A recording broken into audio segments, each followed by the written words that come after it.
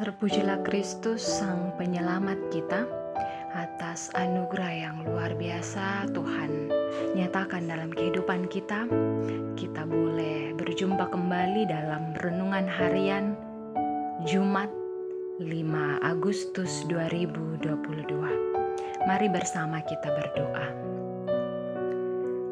Kami mengucap syukur kepadamu atas anugerah yang Engkau nyatakan dalam kehidupan kami, terkhususkan pada pagi hari ini. Terima kasih untuk anugerah kehidupan, kesehatan dan kekuatan yang boleh Engkau nyatakan dalam kehidupan kami.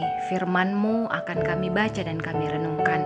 Sekiranya firman ini boleh kami lakukan dalam menjalani kehidupan kami, menuntun aktivitas kami sepanjang hari ini dengan pertolongan Roh Kudus.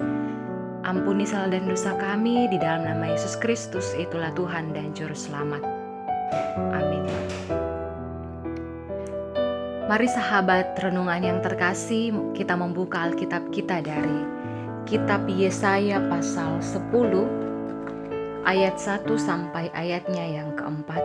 Firman-Nya, celakalah mereka yang menentukan ketetapan-ketetapan yang tidak adil, dan mereka yang mengeluarkan keputusan-keputusan kelaliman untuk menghalang-halangi orang-orang lemah mendapat keadilan dan untuk merebut hak orang-orang sengsara di antara umatku, supaya mereka dapat merampas milik janda-janda dan dapat menjara anak-anak yatim.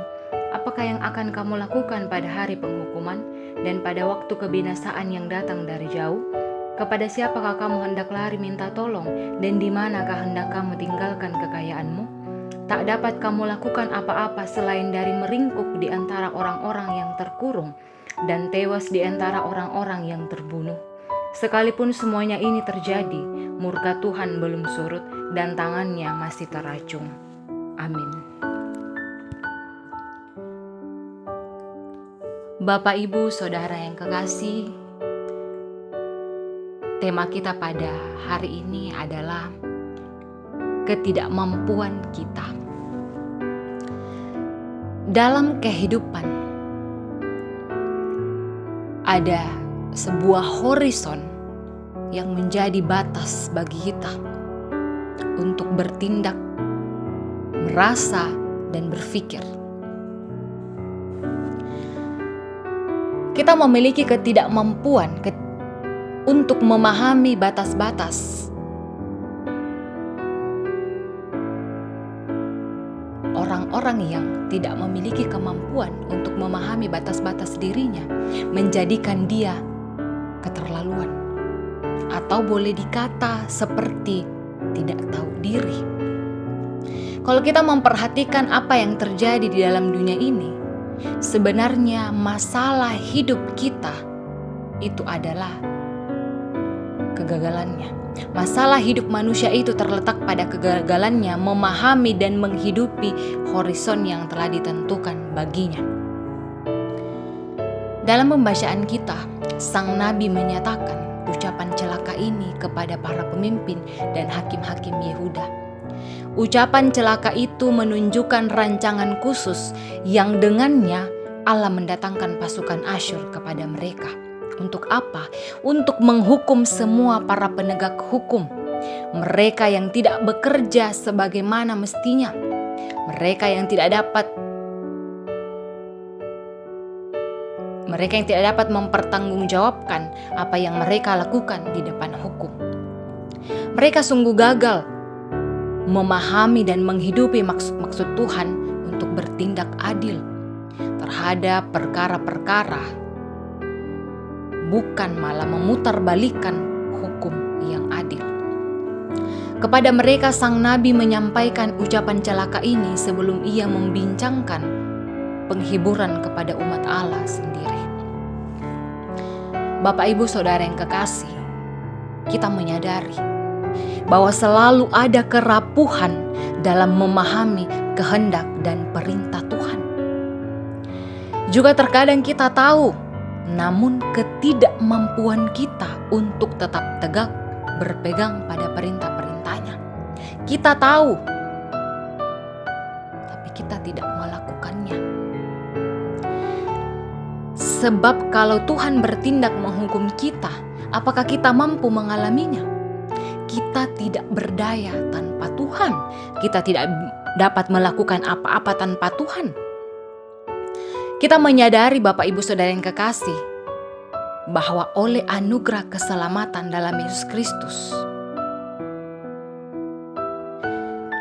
kita yang penuh dengan kelemahan dan kerapuhan, ada Roh Tuhan di dalam diri kita yang menopang dan meneguhkan kita untuk mengatakan kebenaran yang memang benar apa adanya, dan untuk mengatakan ya jika itu ya, dan tidak jika itu tidak. Kita dapat bersikap sebagaimana semestinya kita mengenali batasan-batasan kita untuk bertindak dalam menjalani kehidupan ini. Amin. Mari berdoa. Engkau sungguh baik dan sangat baik dalam kehidupan kami. Engkau telah menganugerahkan penyelamatan bagi kami umat manusia. Engkau yang menggantikan manusia di kayu salib. Engkau yang menanggung dosa atas apa yang dilakukan oleh manusia. Kami mengucap syukur Tuhan, Engkau tidak pernah berhenti untuk mengasihi kami. Dan biarlah firman yang boleh kami renungkan bersama pada saat ini boleh menguatkan iman kami menjalani kehidupan ini, agar kami boleh mengenali setiap batasan-batasan kami untuk bertindak, dan boleh menyadari bahwa tanpa Engkau kami bukan apa-apa, dan tanpa Engkau kami tidak bisa untuk melakukan apa-apa. Engkau senantiasa menolong kehidupan kami sebagai orang tua. Engkau senantiasa menjaga umat-Mu di dalam masa tua mereka. Berkati setiap pekerjaan mereka, berikan kesehatan dan kekuatan dan juga kesabaran dalam menjaga, mendidik dan juga menjalani kehidupan. Menjalani setiap pekerjaan yang boleh Engkau anugerahkan kepada mereka. Berkati anak-anak-Mu agar senantiasa bertumbuh di dalam kasih-Mu dan boleh bertekun senantiasa menyelesaikan pendidikan, menjalani masa muda sesuai dan seturut dengan kehendak-Mu. Engkau hiburkan, kuatkan mereka yang berduka cita. Engkau pulihkan mereka yang sakit. Engkau beri kekuatan mereka yang bergumul, dan Engkau senantiasa memberkati kehidupan umat-Mu di dalam setiap rencana kehidupan mereka. Engkau ikut campur tangan di dalamnya. Dan kami boleh senantiasa bersyukur untuk pertambahan usia dan berkat-berkat yang boleh Engkau nyatakan dalam kehidupan kami. Engkau senantiasa menolong setiap umat-Mu yang Engkau pilih untuk menyebarluaskan Injil kebenaran-Mu di dunia ini. Engkau kuatkan mereka senantiasa. Engkau beri hikmat kebijaksanaan bagi para pemimpin dalam memimpin bangsa dan negara kami, sehingga semuanya boleh berjalan dengan baik.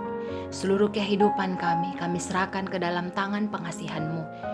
Ampunkan segala dosa kami. Bukan kehendak kami yang terjadi, melainkan kehendak-Mu lah yang terjadi dalam kehidupan kami. Di dalam nama Yesus Kristus, itulah Tuhan dan Juru Selamat kami. Amin. Mari kita kembali bersama-sama melanjutkan aktivitas kita sepanjang hari ini dengan menyerahkan semuanya ke dalam tangan Tuhan. Ia akan senantiasa menyertai kita. Mari tetap senantiasa menjaga kesehatan kita. Tuhan menolong kita.